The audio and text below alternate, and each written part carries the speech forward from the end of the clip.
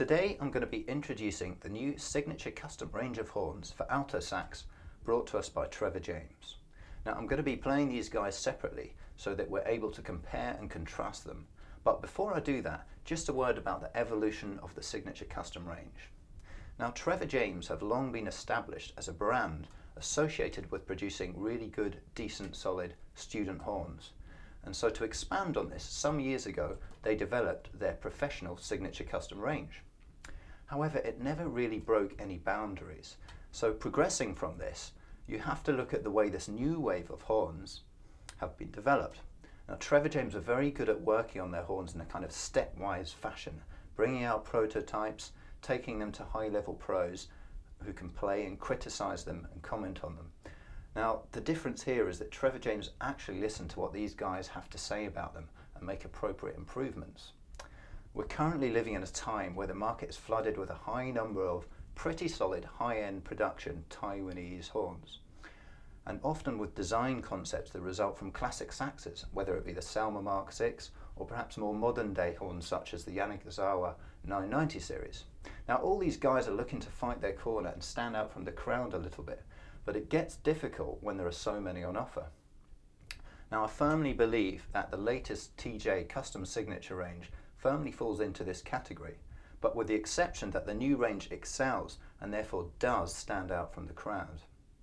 Now I mentioned Taiwanese built earlier. This is true, except to say that the designing, the assembly and crucially the final setup of these horns is done in their workshop base in Kent.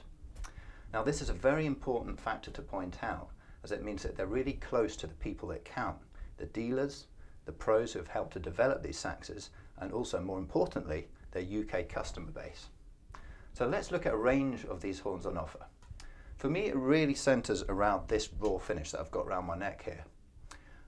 This was the first one that was developed in the range, but beyond this they then developed other finishes, the gold lacquer, the bronze and the silver, and they're all really interesting developments of the original raw concept, and they've all got their own particular story to tell.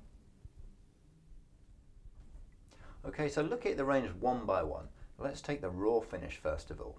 Now what this means in general terms is that it has a bare brass finish.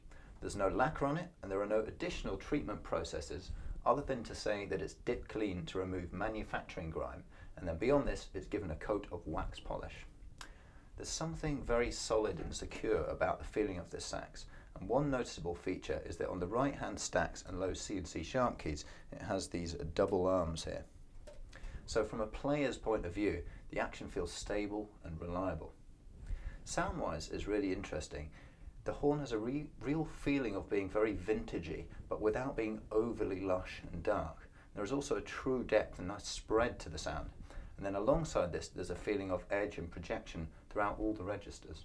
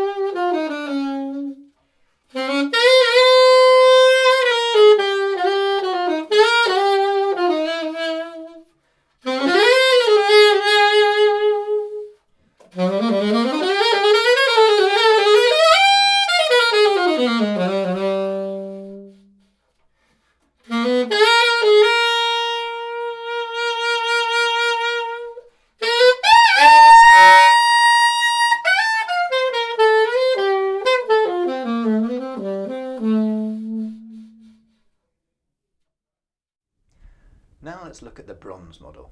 Now with this one we're moving again in a more contemporary direction.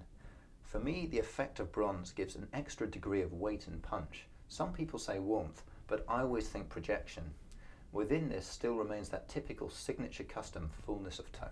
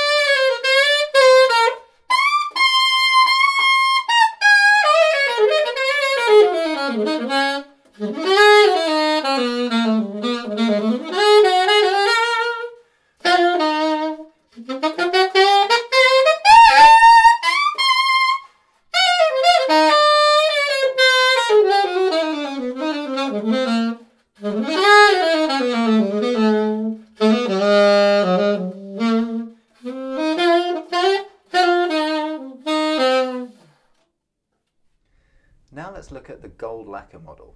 Now for me, this starts to move in a much more contemporary direction in terms of its tone. Whilst it still has the warmth and sort of spread of tone of the raw model, it doesn't quite have the pure bulkiness and vintaginess that the raw offers. The sound is a little cleaner and perhaps more instant, and perhaps has a bit more of a focus. So let's play it and see what you think.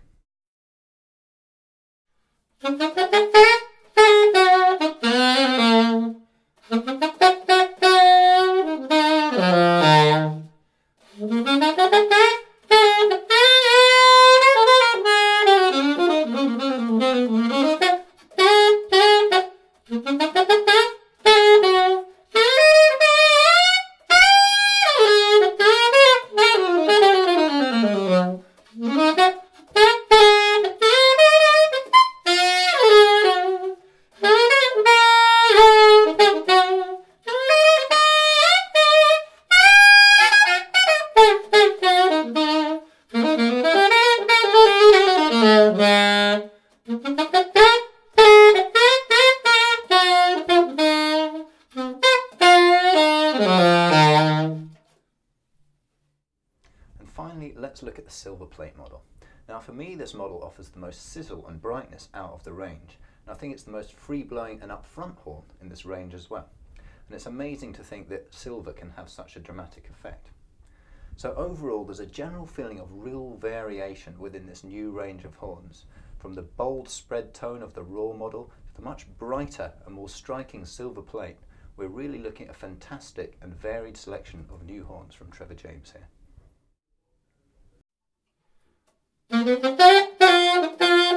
Thank you.